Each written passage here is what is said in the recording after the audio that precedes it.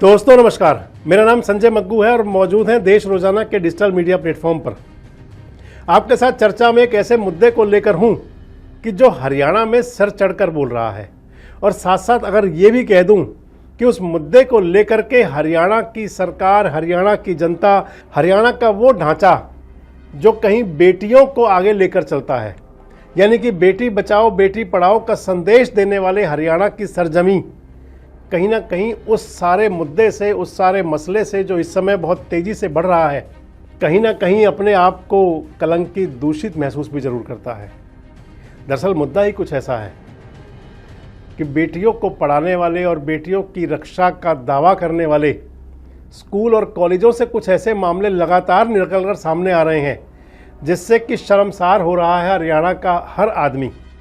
क्योंकि जब प्रदेश की जनता, प्रदेश की बेटियां कॉलेज और स्कूल में सुरक्षित नहीं होंगी तो फिर हर व्यक्ति को कहीं ना कहीं सोचने को मजबूर होना पड़ेगा।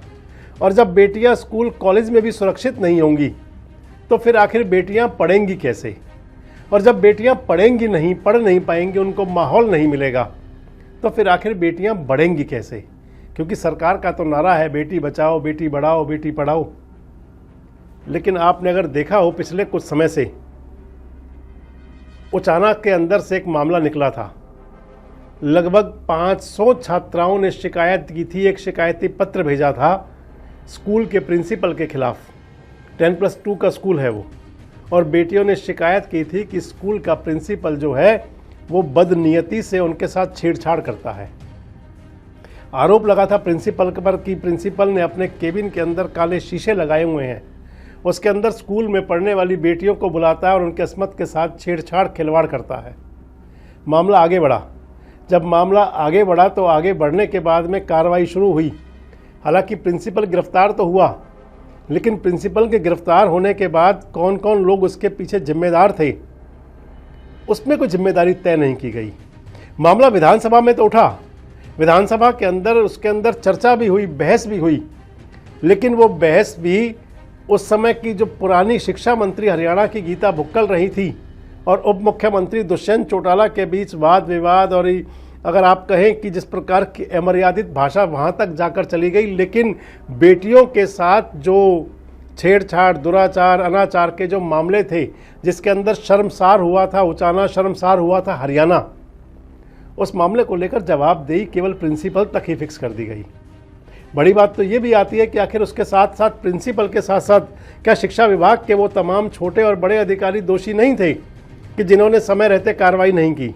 आखिर कभी नज़र नहीं पड़ी थी उस समय किसी भी डीओ की, किसी बीडीईओ की, किसी डीडीईओ की, किसी शिक्षा विभाग के बड़े अधिकारी की, और साथ साथ क्या नज़र नहीं पड़ी थी किसी जनप्रतिनिधि की कि आखिर वो प्रिंसिपल ने किस नीयत के साथ अपने केबिन में वो काले शीशे लगाए थे?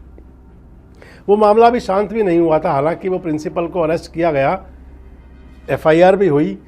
उसके बाद एक मसला और सामने आ गया था कि बेटियों के साथ एक और स्कूल के प्रिंसिपल के पर छेड़छाड़ का आरोप लगा था।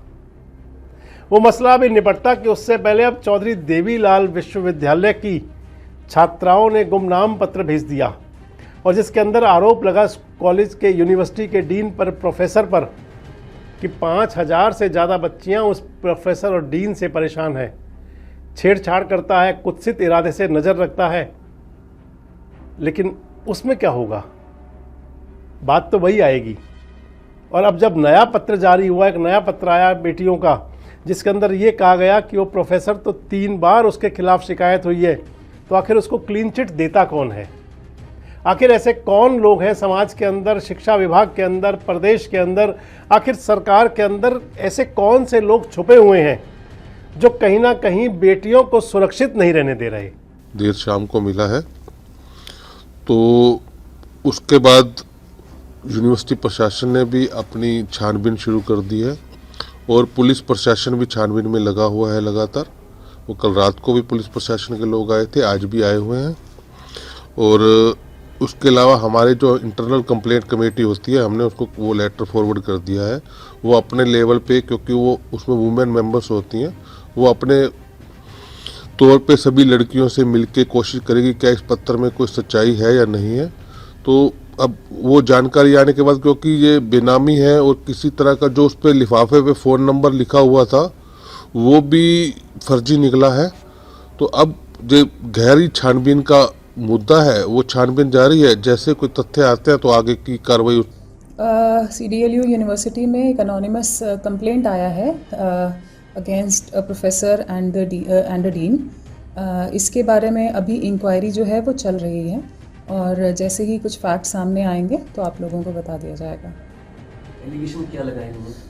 एलिगेशंस यही हैं कि इनअप्रोप्रिएट टच किया गया है लड़कियों को, बट जो कंप्लेंट है वो अनोनिमस है और जो सभी लड़कियां हैं यूनिवर्सिटी की और जो भी प्रोफेसर्स हैं, जो फैकल्टी मेंबर्स हैं, सभी से पूछताछ चल रही है। अगर इस तरीके की कोई भी बात आएगी तो अप्रोप्रिएट एक्शन लिया जाएगा। आज ये सवाल बहुत बड़ा बन गया है और सवाल बड़ा इसलिए बन गया है क्योंकि हरियाणा की सरजमी से प्रधानमंत्री मोदी ने संदेश दिया था बेटी बचाओ बेटी पढ़ाओ का, और हरियाणा की जनता ने अंगीकार भी किया था उसको। और उसके बाद में अगर आप देखें तो चाहे वो प्रधानमंत्री मोदी का संदेश हो, मुख्यमंत्री मनोहर लाल का संदेश हो, प्रदेश की जनता ने उसको इस प्रकार मानना शुरू किया कि गर्ल्स सेक्स रेशियो में जो हरियाणा पिछड़ रहा था वो पटरी पर आना शुरू हो गया।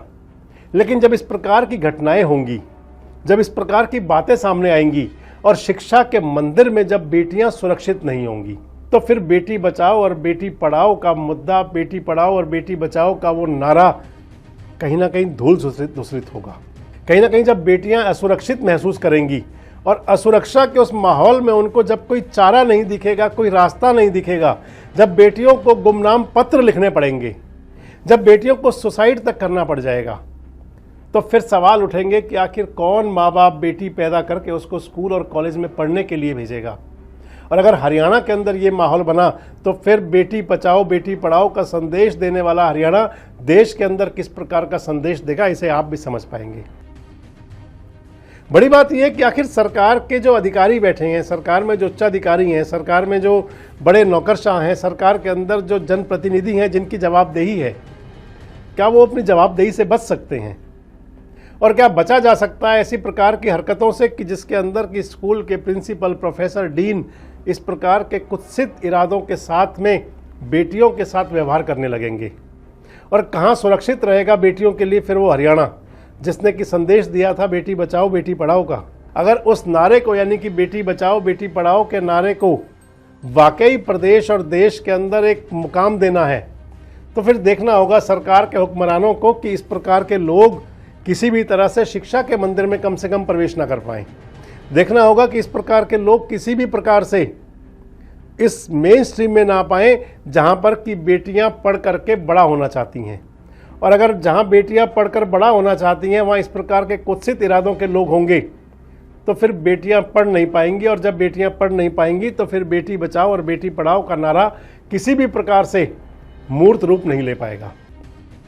वैसे आपको क्या लगता है कि क्या जो स्कूल और कॉलेजों के अंदर बेटियों के साथ घटनाएं हो रही हैं, क्या उसके लिए केवल वही लोग जिम्मेदार हैं जो इस प्रकार के गंदे इरादे के साथ स्कूल कॉलेज में जाते हैं? क्या इसके साथ साथ सरकार के अंदर बैठे हुए उच्च प्रतिनिधि और इसके साथ साथ जनप्रतिनिधि और उच्च अधिकारी जिम्मेदार नहीं हैं?